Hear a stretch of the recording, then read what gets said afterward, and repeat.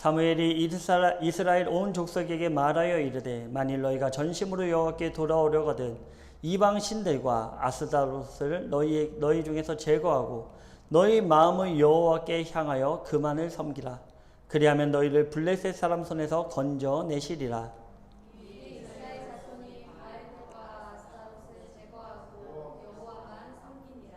사무엘이 이르되 온 이스라엘은 미스바로 모이라. 내가 너희를 위하여 여호와께 기도하리라 하매 그들이 미스바에 모여 무릎 꿇어 여호와 앞에 묻고 그날 종일 금식하고 거기에서 이르되 우리가 여호와께 범죄하였나이다 하니라. 사무엘이 미스바에서 이스라엘 자손을 다스리니라. 이스라엘 자손이 미스바에 모였다 함을 블레셋 사람들이 듣고 그들의 방백들이 이스라엘을 치러 올라온지라.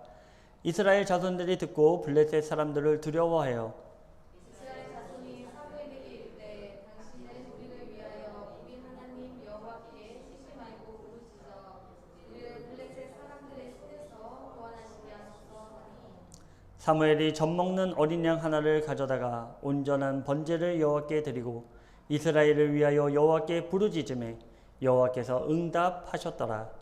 사무엘이 번제를 드릴 때 블레셋 사람이 이스라엘과 싸우려고 가까이 오매 그날에 여호와께서 블레셋 사람에게 큰 노래를 갈하여 그들을 어지럽게 하시니 그들이 이스라엘 앞에 패한지라. 이스라엘 사람들이 미스바에서 나가서 블레셋 사람들을 추격하여 벳겔 아래에 이르기까지 쳤더라. 사무엘이 노를 취하여 미스바와 새 사이에 세워 이르되 여호와께서 여기까지 우리를 도우셨다 하고 그 이름을 에베데셀이라 하니라. 이에 블레셋 사람들이 굴복하여 다시는 이스라엘 지역 안에 들어오지 못하였으며 여호와의 손이 사무엘이 사는 날 동안에 블레셋 사람들을 막으심에 블레셋 사람들이 이스라엘에게서 빼앗았던 성읍이 에그론부터 가드까지 이스라엘에게 회복되니 이스라엘이 그 사방 지역을 블레셋 사람들의 손에서 도로 찾았고 또 이스라엘과 아모리 사람 사이에 평화가 있었더라. 아멘. 네, 오늘은 등불은 꺼지지 않았다. 그 세 번째 시간으로 함께 말씀을 나누려고 합니다. 오늘 마지막이죠. 예, 그 세 번의 시리즈에 이은 마지막입니다. 먼저 계속해서 우리 그 시대, 어떤 시대죠? 지금 말씀을 나누는 이 시대가 네, 사사시대에서 왕정시대로 넘어가는 그 딱 한 가운데 사무엘의 시대가 놓여 있는 것입니다. 사사시대를 대표하는 이때 이 현재의 이 백성들의 상태를 잘 말해주는 구절이 있다고 했습니다. 그 구절이 어떤 구절이죠? 어떤 표현이었죠? 이 백성이 자기의 소견대로, 자기 멋대로 살았다라는 거예요. 시대에는 하나님의 말씀이 분명히 있었습니다. 그러나 그럼에도 불구하고 이들은 하나님의 말씀을 듣지 않고 자신들의 마음대로, 자신들이 이것은 맞다 하는 대로 그렇게 멋대로 살았다라는 것이죠. 바로 이러한 상태는 대제사장부터 시작해서 모든 백성에 이르기까지 똑같은 상태였습니다. 바로 이런 시대 가운데 누가 등장하게 되는 것입니까? 이런 패역한 시대 가운데 하나님의 말씀이 사라지고 하나님의 말씀이 온전히 전해지지 않고 또 그 말씀을 듣지 않는 상태 가운데 하나님은 어린 아이였던 누구를 부르십니까? 네, 사무엘을 부르게 되는 것입니다. 바로 사무엘은 하나님의 부르신 가운데 순종하여 하나님의 말씀을 듣는 그대로를 백성들에게 이제서야 전하기 시작합니다. 그러나 백성들은 그 말씀에 순종했을까요? 사무엘이 하나님의 말씀을 전하는 가운데 드디어 순종을 했을까요? 순종을 안 했죠. 그렇습니다. 백성들은 하나님의 말씀을 듣지 않고 여전히 자신들의 소견대로, 멋대로 살아가게 됩니다. 결국 하나님은 자신의 말씀을 떠난 이스라엘을 블레셋이라는 군대를 통해서 심판하시기로 하시죠. 이때 이스라엘이 크게 세 가지 잘못을 범하는데 어떤 잘못이었죠? 이스라엘이 여전히 하나님의 말씀을 듣지 않고 있는 그 상태, 그 잘못, 제가 지지난주였죠. 세 가지에 대해서 말씀해 드렸습니다. 자, 첫 번째 뭐죠? 한번 읽어볼까요? 네. 첫 번째로 이들은 하나님의 말씀을 듣지 않았습니다. 두 번째는 뭐였죠? 하나님의 말씀을 듣지 않으니 그 뜻도 구하지 않은 것입니다. 마지막 세 번째로 뭐죠? 하나님의 나의 필요의 자리로 끌고 왔기 때문이다. 네. 하나님의 말씀을 첫 번째로 듣지 않았어요. 그 말씀이 온전히 선포되지도 않았습니다. 왜 그렇습니까? 엘리와 그 아들들은 이미 패역한 대로 패역해 있는, 엘리는 눈이 어두워져서 영적인 분별력을 상실하고, 그 아들들은 오히려 성전에서 패역한 범죄를 저질렀던, 그러니까 오늘날로 말하면 교회의 목회자가 온갖 나쁜 일은 다 하는 거예요.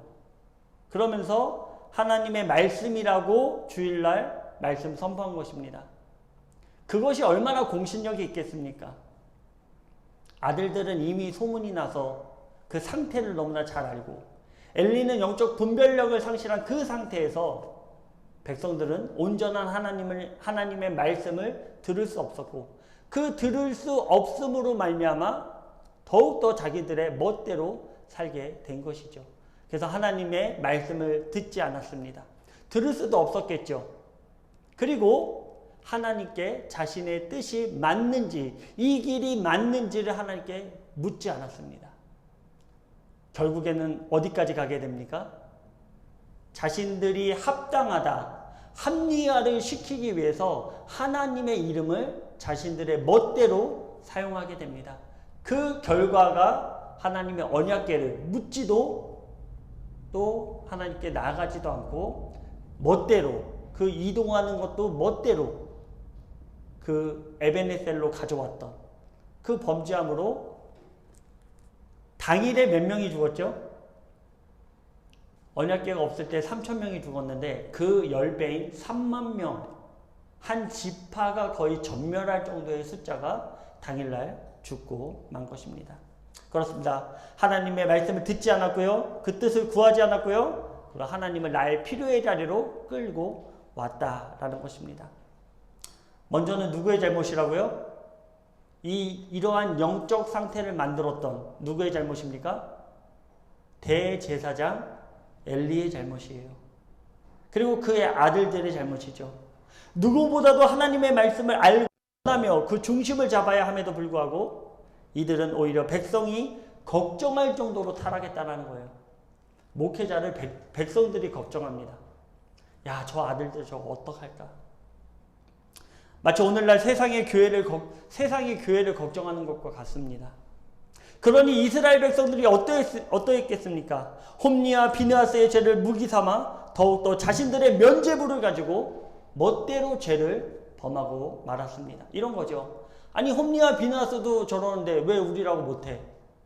오히려 그 죄가 배로 더해졌을 것입니다.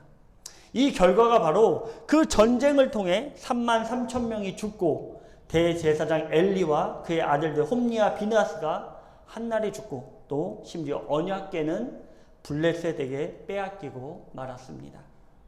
사무엘상 4장 10절에서 11절입니다. 한 목소리로 봉독해 보겠습니다. 블레셋 사람들이 쳤더니 이스라엘이 패하여 각기 장막으로 도망하였고, 살육이 심히 커서 이스라엘 보병에 엎드려진 자가 3만 명이었으며 하나님의 궤는 빼앗겼고 엘리의 두 아들 홈리와 비느하스는 죽임을 당하였더라. 다른 말로 하면 무엇일까요?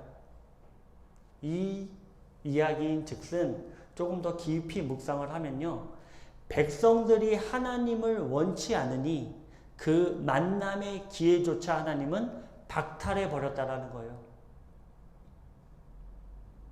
하나님의 언약궤는 하나님의 성막, 그 안에 성소, 그것도 지성소에 있는 성물입니다.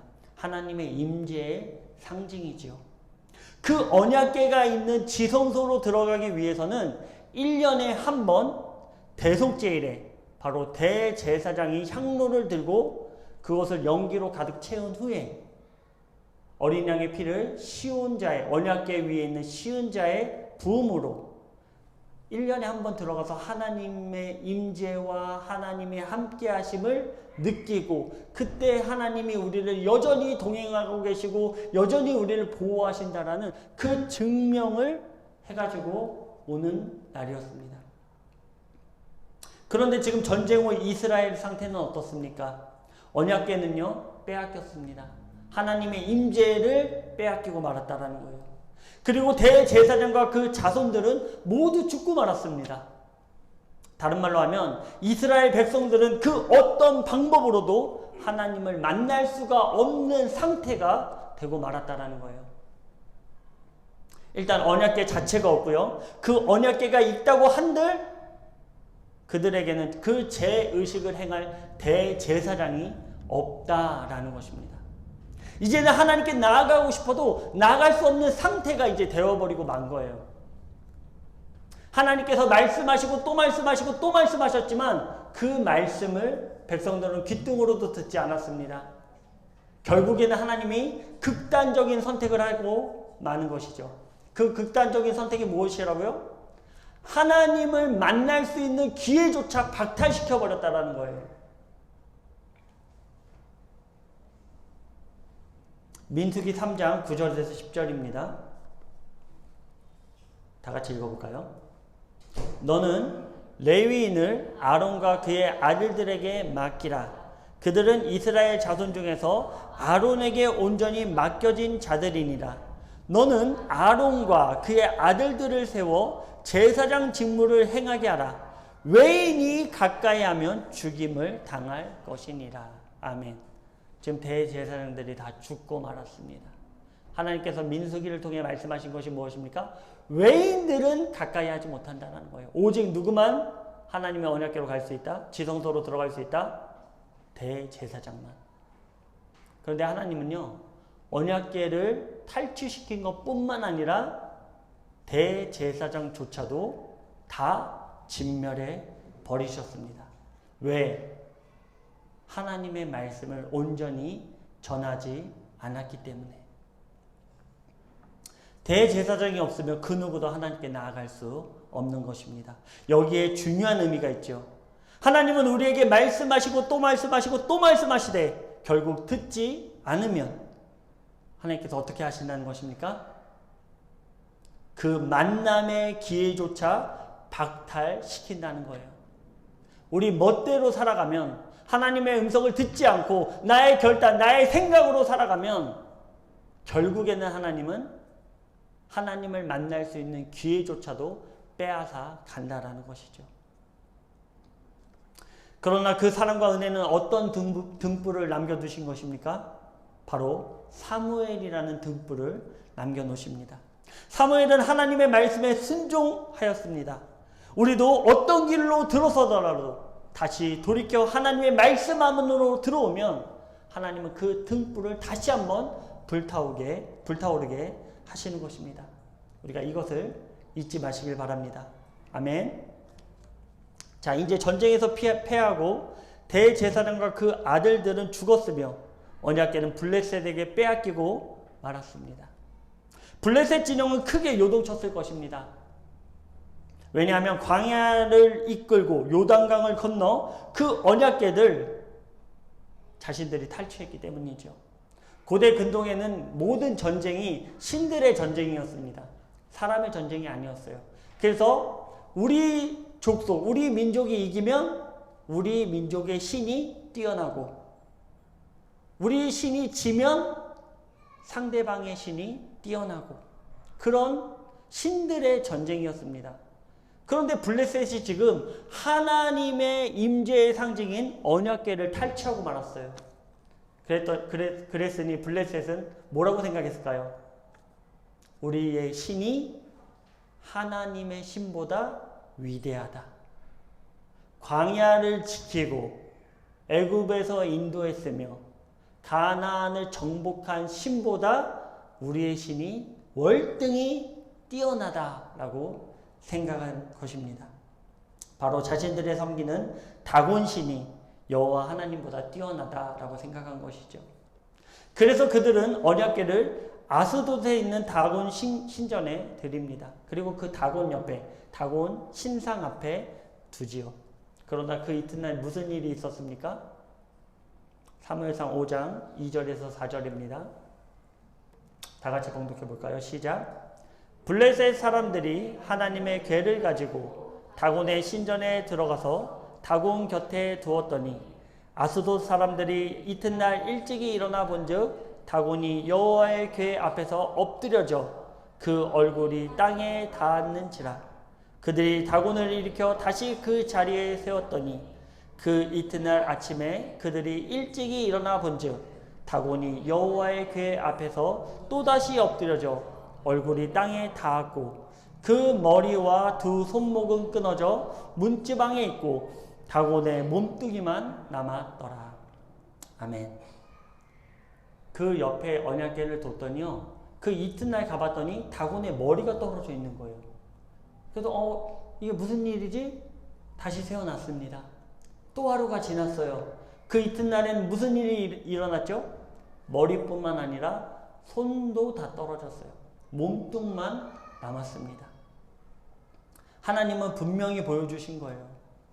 자신의 임재의 상징이 떠난 것이 아닌 그 임재를 누릴 수 없는 이스라엘의 상태를 말씀해 주시는 것이죠. 만약에 임재가 떠났다면 다곤신은 멀쩡했을 것입니다. 그러나 하나님의 임재는 여전히 그 가운데 계셨다라는 것이죠. 얼마든지 에베네셀에서 하나님은 이스라엘을 승리로 이끄실 수 있는 분이십니다. 하지만 하나님은 패역한 백성 가운데 아무것도 하시지 않은 거예요. 하나님의 임재는 여전했지만 그 임재를 누릴 자격이 이스라엘 백성들에게는 없었다는 것입니다.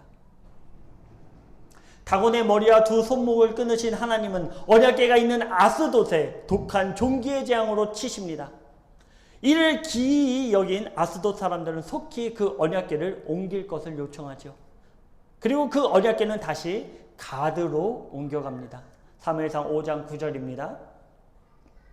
그것을 옮겨간 후에 여호와의 손이 심히 큰 환난을 그 성읍에 더하사 성읍 사람들의 작은 자와 큰 자를 다 쳐서 독한 종기가 나게 하신지라.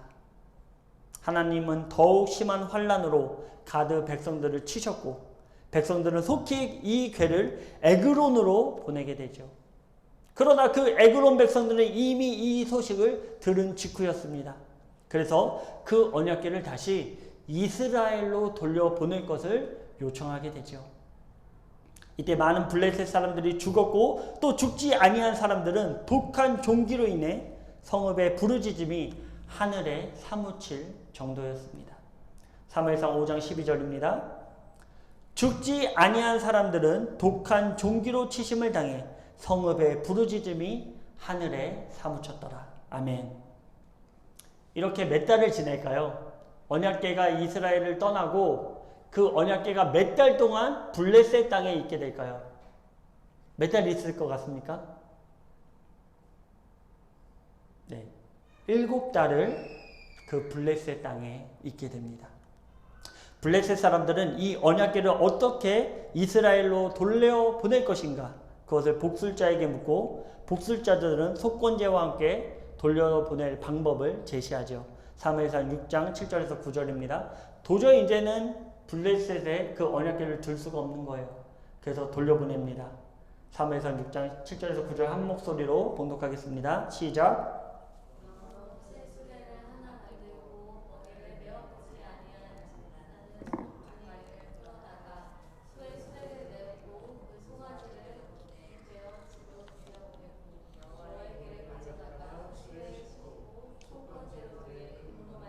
물건들은 상자에 담아 귀 곁에 두고 그것을 보내어 가게 하고 보고 있다가 만일 걔가 그 본 지역 길로 올라가서 베세메스로 가면 이 큰 재앙은 우리가 우리에게 내린 것이요 그렇지 아니하면 우리를 친 것이 그의 손이 아니요 우연히 당한 것인 줄을 알리라 하니라. 아멘. 자, 이들은 소 2마리의 수레를 메우고요. 그 젖 먹는 송아지들을 떼어놓고 이스라엘 땅 베세메스로 가게 합니다. 만약 이 소들이 송아지들로 인하여 뒤로 돌이키면 이 모든 재앙은 우연이고, 그렇지 않고 벳세메스로 그대로 직진해서 가면 이것은 하나님의 재앙이 확실하다, 이렇게 시험을 하게 된 것이죠. 이들은 모든 조건을 자신들의 유리한 쪽으로 만들어 놓고 하나님을 시험한 것입니다. 우리도 그럴 때가 많아요. 우리의 유리한 쪽으로 모든 준비를 다 해놓고 하나님께 그때서야 물을 때가 있습니다. 그러나 준비하기 전에 하나님께 물으시기를 바랍니다. 그러나 이 소들은 어떻게 했습니까? 사무엘상 6장 12절입니다. 암소가 벳세메스 길로 바로 행하여 대로로 가며 갈대에 울고 좌우로 치우치지 아니하였고 블레셋 방백들은 벳세메스 경계까지 따라가니라. 아멘. 이 암소들은요, 눈물을 흘리며 그 본능을 억제하고 좌우로 치우치지 않고 벳세메스를 향합니다. 결국 언약궤는 7개월 만에 다시 이스라엘로 돌아오게 된 것입니다. 그러나 벳세메스에서 이 언약궤를 맞이하는 백성들의 상태는 어떠했을까요? 그러니까 전쟁에서 하나님의 말씀을 듣지 않으므로, 또 묻지 않으므로, 하나님을 이용함으로 전쟁에서 패했어요. 그리고 7개월이라는 시간이 지났습니다. 그리고 이스라엘 땅인 벳세메스로 이 언약궤가 들어왔어요. 백성들은 7개월의 시간 동안에 느낀 게 있었을까요? 네, 우리 이문희 고도님이 절레절레 하시는데, 네, 그렇습니다. 그들의 영적 상태는 7개월 전이나 지금이나 크게 달라지지 않았어요. 그리하여 언약궤를 소중히 그 하나님의 절차대로 행하지 않고 그 안을 들여본 자들 70명이 한시에 죽고 맙니다. 에베네셀의 전투 후 7개월이 지나도 이스라엘 상태는 크게 변화되지 않은 것입니다. 언약궤를 보고 그 언약궤를 다루는 것에 있어서는 하나님의 완전한 절차가 있었어요. 그 중심에는 대제사장과 레위인들이 있었어야 되죠. 그런데 백성들은요, 그 절차를 무시해버리고 야, 이제 언약궤가 들어왔다 하여 그 언약궤를 마음대로 열어본 것입니다. 그러므로 말미암아 70명이 당일에 죽고 마는 그 결과를 맞이하고 만 것입니다. 결국 언약궤는요, 기럇 여야림의 아비나답 집에 거룩하게 구별된 그의 아들 엘리아살에게 맡겨지고 그 궤를 지키게 합니다. 잠깐 법궤 이동 경로 볼까요? 네, 길갈에서 실로로 가져왔죠. 그리고 에베네셀에서 하나님의 언약궤를 빼앗기고 맙니다. 아벡 전투였죠. 그리고 아스돗으로 갑니다. 아스돗에 다곤 신전에 다곤이 무너지고 종기가 나니까 가드로 옮겨가고요. 가드에서도 심한 종기가 일어나니까 에그론도 마찬가지입니다. 그래서 에그론에서부터 암소 2마리를 수레에 넣어서 언약궤를 벳세메스로 옮기게 되죠. 그리고 벳세메스에서 여로보암으로 말미암아 70명이 죽고, 그리고 기럇 여야림으로 나중에는 이제 다윗의 시대에 예루살렘으로 옮겨지는 그 결과를 보게 됩니다. 그리고 그곳에서 얼마나 지나게 되었을까요? 이 기럇 여야림에서 언약궤가 몇 년을 있게 될까요? 기럇 여야림에서 20년 동안 언약궤를 보관하게 됩니다. 그러니까 우리가 지지난주에 그 전투가 끝나고 약 20년이 지난 그때까지 이 언약궤가 기럇 여야림에 있었다라는 것입니다. 사무엘상 7장 2절입니다. 괴가 기럇 여야림에 들어간 날부터 20년 동안 오래 있은지라 이스라엘 온 족속이 여호와를 사모하니라. 아멘. 아멘. 앞에서 언급한 것처럼 이스라엘 백성들이 하나님과의 교제가 끊어진 후 몇 년이 지난 것입니까? 20년이 지나버렸어요. 바로 이때 돼서야 이스라엘 백성들은 하나님과의 교제를 뜨겁게 갈망하게 됩니다. 20년이란 시간이 지나는 동안에 왜 갈망하게 됐을까요? 1년에 한 번 대속죄일날 언약궤를 만날 수도 없었고요. 자신들의 급한 문제가 있었을 때도 대제사장이나 또는 언약궤 그 성소에 찾아갈 수 없었습니다. 이들의 생활은 그 20년간의 삶은 피폐해져 있었을 거예요. 그나마도 보존되어 있던 그 만남이 완전히 사라지고 말았던 그때 드디어 이스라엘 백성들은 하나님을 갈망하기 시작합니다. 여기서 여호와를 사모하니라 라고 번역했는데요. 히브리어 원문으로는 나하라는 단어를 써요. 이 나하라는 단어는요, 울부짖다, 비통하다, 간절한 마음으로 구하고 찾다라는 뜻을 가지고 있죠. 즉 20년이 지나는 사이에 이스라엘 백성들은 하나님을 간절히 찾기 시작한 것입니다. 이제 드디어 이스라엘 백성들에게 들을 기가 생긴 것이죠. 어느새 사무엘도 32살이 되었습니다. 32살이 되었다는 것은 무엇을 나타낼까요? 이런 부분들이 우리가 기초 지식을 갖고 있어야 돼요. 굉장히 중요한 내용입니다. 우리가 기초 지식을 갖고 있어야 하나님께서 이제 일하기 시작했구나. 이제 하나님께서 말씀이 이제 드디어 백성들에게 들어가기 시작했구나. 이런 것을 알 수 있는 거예요. 제가 레위인들, 특히 제사장 집단으로 들어가는 자들은 성소에 몇 살 때 들어간다 그랬죠? 25살에 성소로 들어가서 여러 잡일을 하게 됩니다. 그리고 몇 살 돼서야 제사장의 역할을 감당하게 될까요? 온전한 레위인의 역할을 감당하게 될까요? 바로 30살. 그래서 다윗도요, 성경에서는 그 30이라는 숫자, 다윗도 30살에부터 그 왕으로서의 역할, 예수님도 마찬가지죠. 예수님은 30살에 공생애를 시작했다. 그래서 정확히 이제 사무엘이 30살이 넘은 그때를 배경으로 우리에게 하나님의 말씀, 사무엘상 7장이 시작되고 있는 것입니다. 사무엘이 이제 대제사장으로 또 사사나 선지자로 이스라엘에게 서게 됨을 우리에게 나타내고 있죠. 바로 사무엘이 크는 그 시간까지 20년이라는 시간이 필요했던 것입니다. 이제 이스라엘의 상태는 180도 완전히 변화되었습니다. 그 중심에는 하나님의 말씀을 온전히 순종하고 온전히 전하는 누가 있습니까? 드디어 하나님의 말씀을 온전히 전하고 온전히 순종하는 바로 사무엘이 있었다라는 것입니다. 잠깐 볼까요? 네, 하나님의 음성을 온전히 전하는 사무엘이 이들에게 더해졌다라는 것이죠. 사무엘이 그 영적 중심을 잡으니 그 시간 가운데 이스라엘 백성들이 드디어 하나님의 말씀을 듣기 시작해요. 그동안에는 하나님의 말씀이 선포되어졌지만 온전한 하나님의 말씀이 아니었거든요. 자신들의 소견에 맞게 그 말씀조차도 이용해서 멋대로 전해버렸거든요.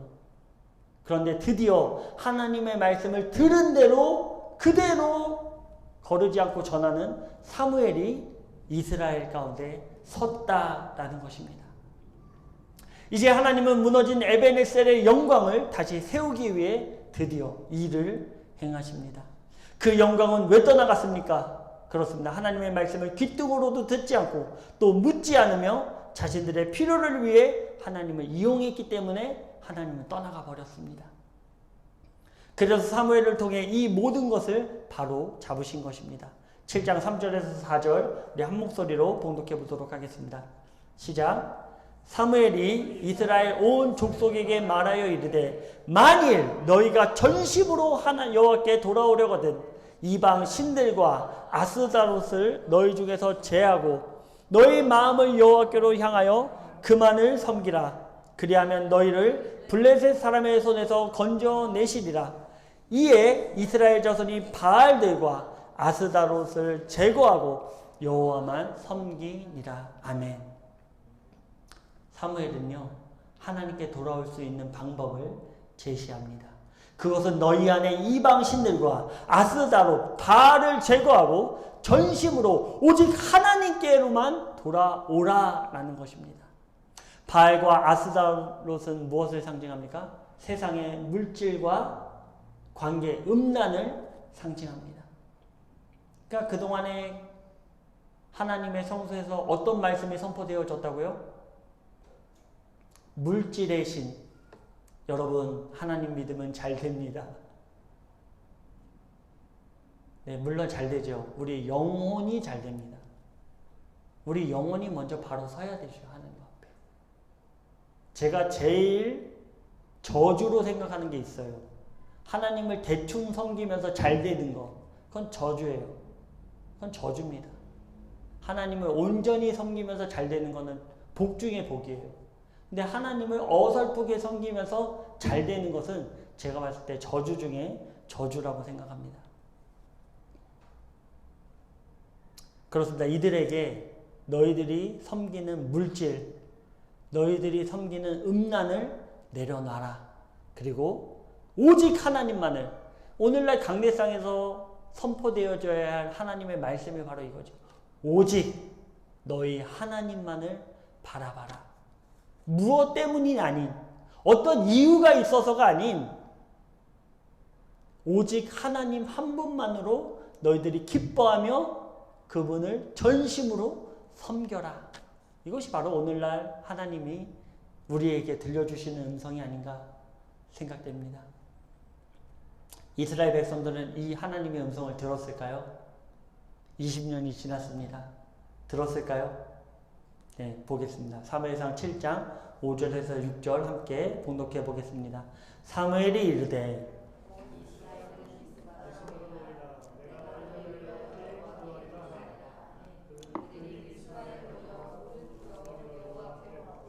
그날 종일 금식하고 거기에서 이르되 우리가 여호와께 범죄하였나이다 하니라.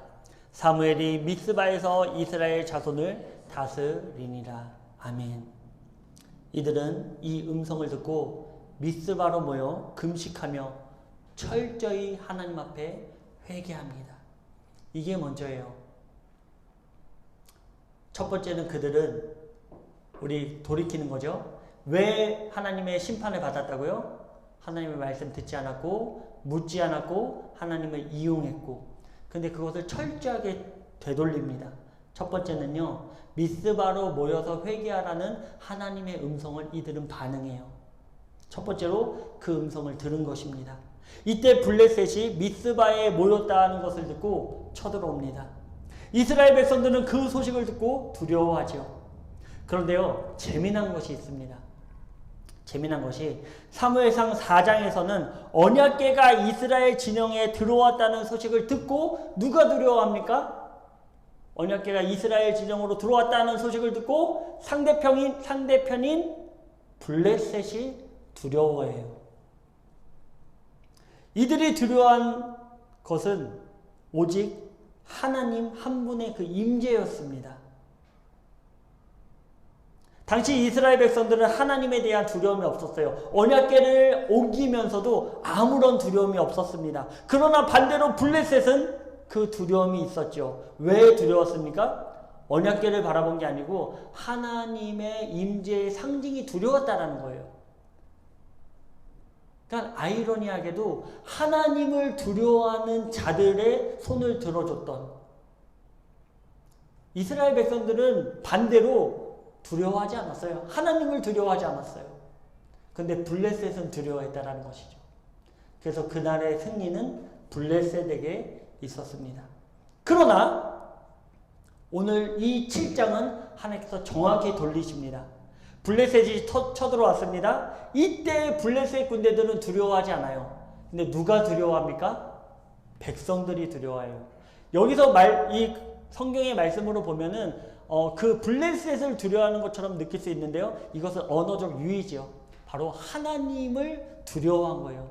드디어 이스라엘 백성들은 하나님을 두려워하기 시작했다라는 것입니다. 바로 다 자신들을 돌아보시고 회복시키실 하나님을 바라본 것이죠. 결국 하나님을 인정하고 두려워한 자들에게 하나님은 승리를 주시는 것입니다. 아무리 하나님의 자녀라고 할지라도 하나님을 두려워하지 않고 우습게 보는 자를 하나님은 심판하십니다. 바로 이방인일지라도 하나님을 두려워하는 자를 구원하신다는 사실을 우리는 반드시 기억하시길 주님의 이름으로 축원드립니다. 아멘. 블레셋이 치러 올라왔을 때 이스라엘 백성들은 사무엘에게 하나님께 이 전쟁을 어떻게 할까요? 물을 것을 요청합니다. 7장 8절입니다. 우리 한 목소리로 봉독해 보도록 하겠습니다. 시작. 이스라엘 자손이 사무엘에게 이르되 당신은 우리를 위하여 우리 하나님 여호와께 쉬지 말고 부르짖어 우리를 블레셋 사람들의 손에서 구원하시게 하소서 하니. 아멘. 드디어 하나님께 묻기 시작하는 거예요. 드디어 전쟁 앞에 하나님의 음성을 묻고 기다리기 시작한 것입니다. 그 결과는 어떻게 됩니까? 7장 9절에서 10절입니다. 하나님께 드디어 물었어요. 그 결과 우리 한 목소리로 봉독하겠습니다. 시작. 사무엘이 젖먹은 어린 양 하나를 가져다가 온전한 번제를 여호와께 드리고 이스라엘을 위하여 여호와께 부르짖으매 여호와께서 응답하셨더라. 사무엘이 번제를 드릴 때 블레셋 사람이 이스라엘과 싸우려고 가까이 오매 그날에 여호와께서 블레셋 사람에게 큰 우레를 발하여 그들을 어지럽게 하시니 그들이 이스라엘 앞에 패한지라. 아멘. 하나님은 이스라엘의 부르짖음을 들으시고 응답하신 것입니다. 그러므로 싸우려고 가까이 온 블레셋 군대에게 큰 우레를 발하여 어지럽게 하시고 이스라엘 앞에서 패하여 도망하게 하신 것입니다. 아멘. 하나님은 자신을 전심으로 믿고 회개하여 돌이킨 이스라엘 백성에게 하나님의 임재를 다시 한번 확인시켜 준 것입니다. 급하죠. 그 어느 때보다도 급해요. 미스바에 모인 자들은 무기 하나를 들고 있지 않았습니다. 하나님께 회개하러 온 자들이 무슨 무기를 들고 있었겠습니까? 그러나 미스바로 쳐들어온 블레셋은 철기 문명이 있었다라는 거예요. 급합니다. 이들은 혼비백산하여 도망치지 않았어요. 끝까지 하나님의 음성을 기다립니다. 이것이 바로 믿는 우리들이 마땅히 행해야 할 행위입니다. 모든 하나님의 음성을 듣고 또 나의 삶 가운데 하나님의 응답을 기다리는 것. 조금은 조급해 보일 수 있어요. 당장 블레셋이 쳐들어왔습니다. 그러나 하나님께서는 그 절제절명의 위기 가운데 우리를 건져 주실 것입니다. 이스라엘은 결국 무엇을 인정하게 될까요? 7장 12절입니다. 한 목소리로 봉독하겠습니다. 사무엘이 돌을 취하여 미스바와 샘 사이에 세워 이르되 여호와께서 여기까지 우리를 도우셨다 하고 그 이름을 에베니셀이라 하니라. 아멘. 이들은 자신들의 이득을 위해 하나님의 이름을 망령되이 사용했으나 이제는 그 모든 영광을 하나님께 돌림으로 에베네셀의 치욕을 완벽히 되갚았습니다. 사랑하는 마닐라 영혼 군우 여러분, 혹 우리 가운데 막힌 담이 있지는 않습니까? 어떤 일을 해도 그 한계선을 넘지 못하고 있지는 않습니까? 그것은 바로 하나님의 동행하심이 우리 가운데 여전히 머물러 있기 때문입니다. 그 등불은 여전히 꺼질랑 말랑하기 때문이에요. 온전히 하나님의 음성을 듣고 그 가운데 물어 순종하는 삶을 살아갈 때 하나님은 드디어 막힌 담을 허실 것이며 정해놓은 그 경계선을 뛰어넘으실 것입니다. 저와 우리 모두가 이런 하나님께 내가 어떤 필요 때문에 하나님을 찾는 것이 아니라 하나님이 나에게 주신 그 은혜와 구원의 약속 그 하나만으로 하나님을 기뻐하며 하나님께 나가 하나님께 영광 올려드리시기를 주님의 이름으로 축원드립니다. 기도드리겠습니다.